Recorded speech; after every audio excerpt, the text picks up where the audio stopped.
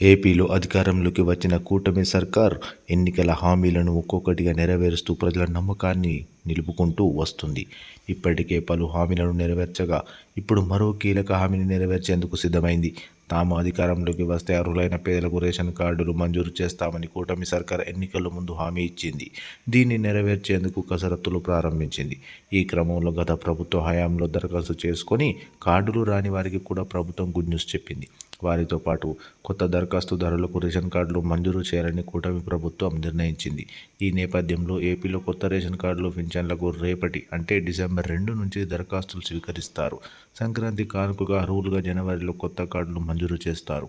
ఇందుకు సంబంధించిన ఇప్పటికే ప్రభుత్వం మార్గదర్శకాలు కూడా జారీ చేసింది. అన్ని జిల్లాల కలెక్టర్లు కార్డులు అందించేలా కార్యాచరణ రూపొందించాలని ఆదేశించింది. ఈ ప్రక్రియ నిర్దిష్టమైన అర్హతలు కలిగిన లబ్ధిదారులకు గుర్తించి వారికి ఆర్థిక సాయం అందించడమే లక్ష్యంగా ఉంచుకొని చేపడుతోంది. ఇక దరఖాస్తు ప్రక్రియ వచ్చేసరికి కొత్త రేషన్ కార్డులు మరియు పింఛన్ల కోసం దరఖాస్తులు గ్రామ, వార్డు సచివాలయాల ద్వారా స్వీకరించబడతాయి. ప్రజలు తమ అవసరాలకు అనుగుణంగా దరఖాస్తు చేసుకోవచ్చు. ఇక అర్హతలు వచ్చేసరికి రేషన్ కార్డుల కోసం ఆదాయ పరిమితి, కుటుంబం సభ్యుల వివరాలు వంటి అంశాలు ముఖ్యంగా పరిశీలిస్తారు.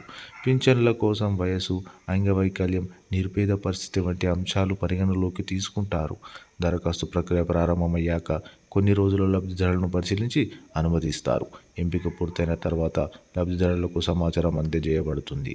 ఇప్పుడు ఎలా దరఖాస్తు చేయాలనేది తెలుసుకుందాం. సచివాలయానికి వెళ్ళి సంబంధిత ఫారాలు తీసుకోవాలి. అవసరమైన వివరాలు మరియు ధ్రువపత్రాలు సమర్పించాలి.